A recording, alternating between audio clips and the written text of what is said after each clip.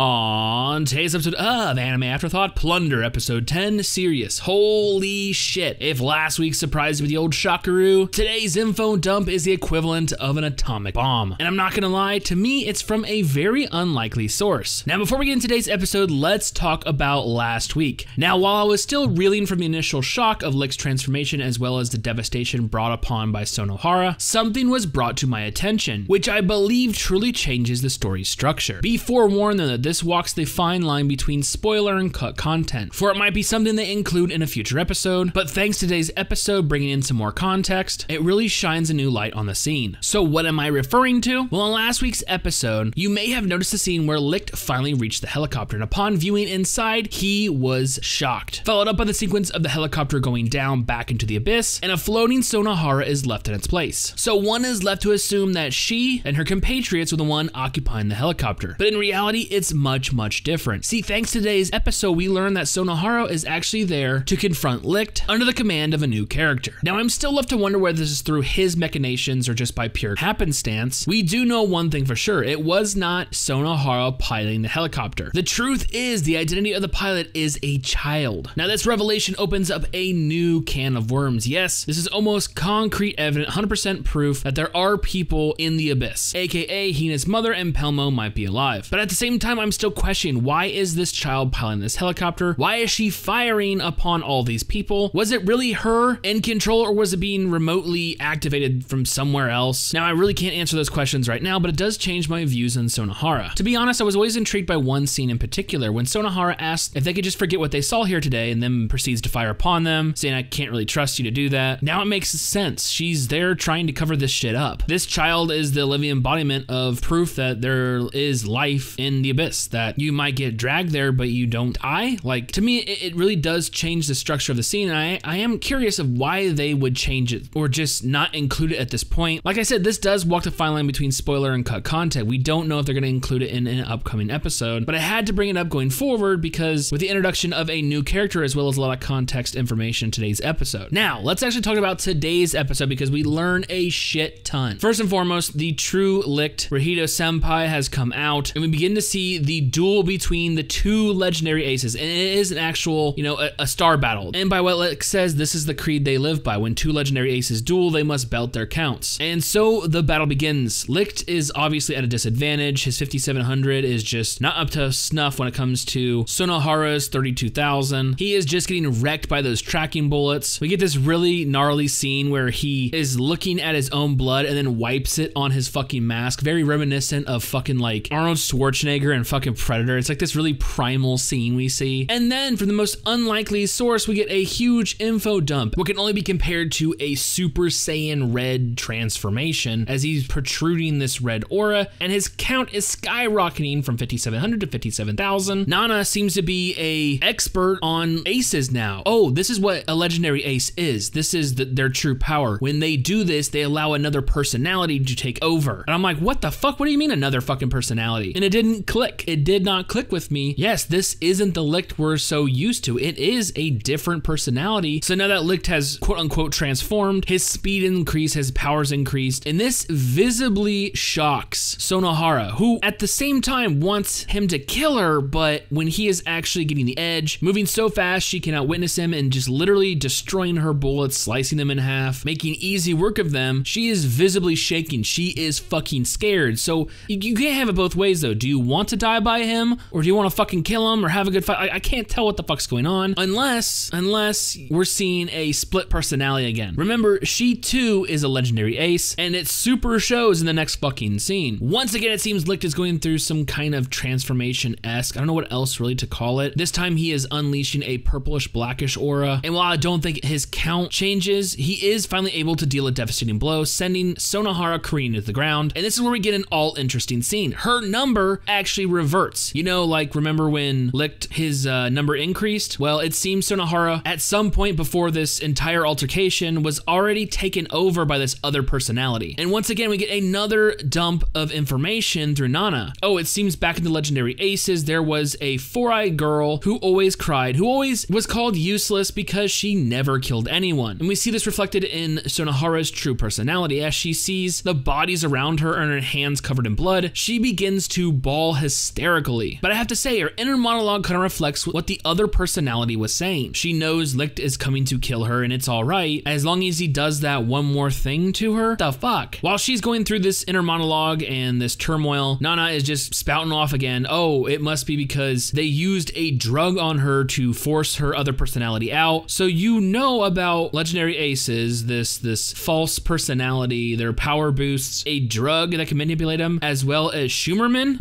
Who the fuck are you? I know there's the stereotypical everyone confides in their bartender, but this is a lot of specific information. Unless you got Licht super drunk one night and he just went on a rant about everything he fucking knows, but yet swore you to secrecy at some point because, yeah, anyone, you know, this is pretty important fucking information that could have been useful, you know, early fucking on. At least give Hina a heads up. Hey, by the way, you're working with a dude who has a split personality. The other personality, he's a fucking mass murderer who can kill everyone in a split second by literally vaporizing them just by walking near them. Yeah, nice heads up. Now at this point, Licht is on the ground and he's going up to Sonohara. Looks like he's going to deal a devastating blow. Everyone is trying to stop him and he keeps saying, are you guys my enemies? I need to kill.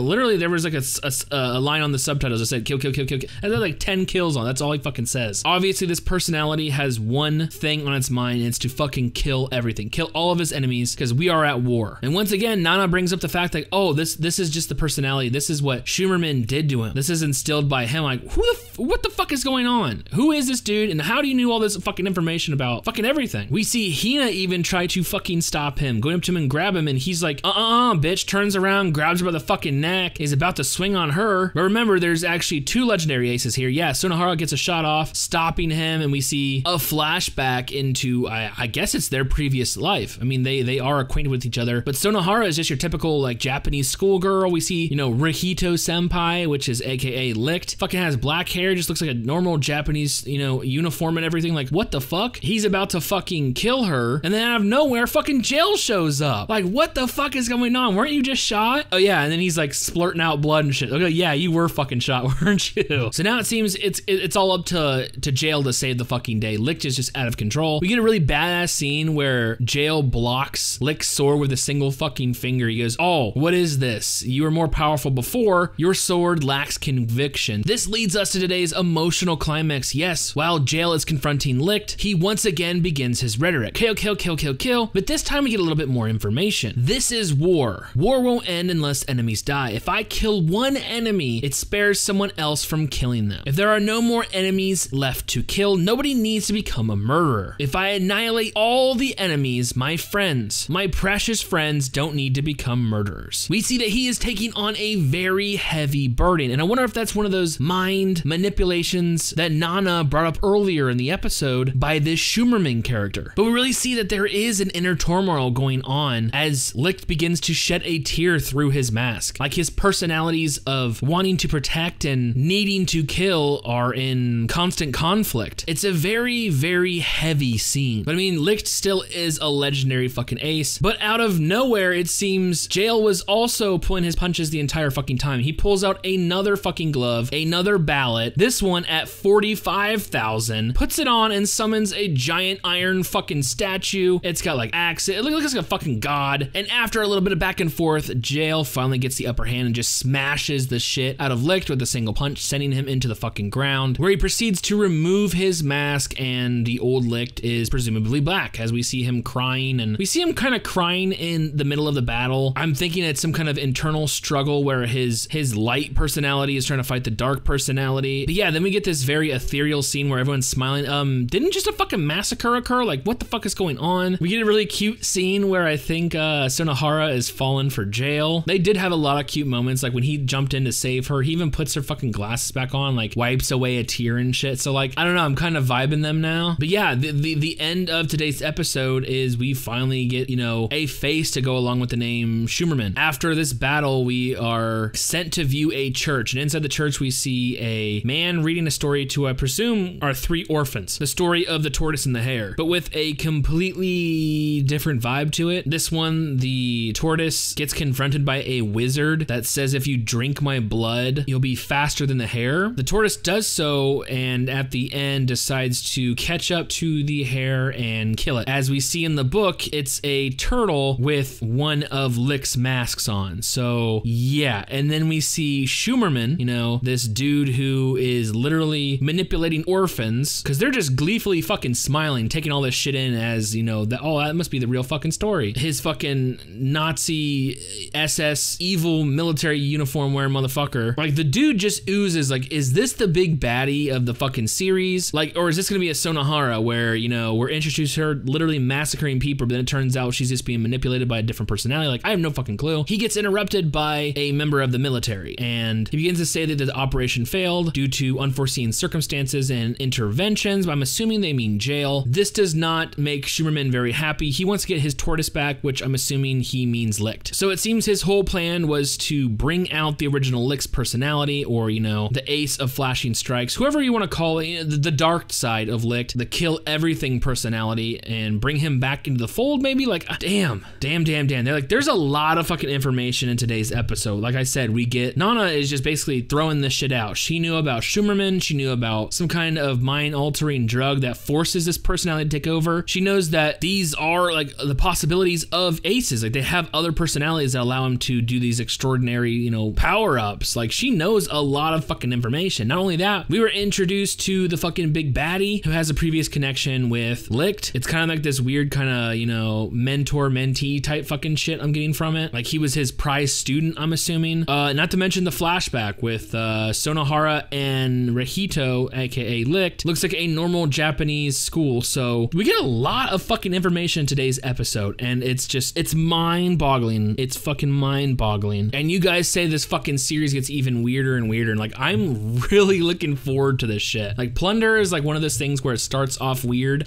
Like in the preview for next week's episode, it's one of those fan service ones where everyone's getting groped by abyss hands. Like, it's very, very fan servicey, but this, I believe, is how the series is gonna go. It's gonna be a very emotional, very action-packed, very bloody and gory at some times, and the other times it's gonna be, well, let's see how many titties I can touch. But gotta say, honestly, I'm hooked. I'm hooked. I really do enjoy this series. This is just, this really does brighten up my Wednesday. So with that being said, I cannot wait for future episodes.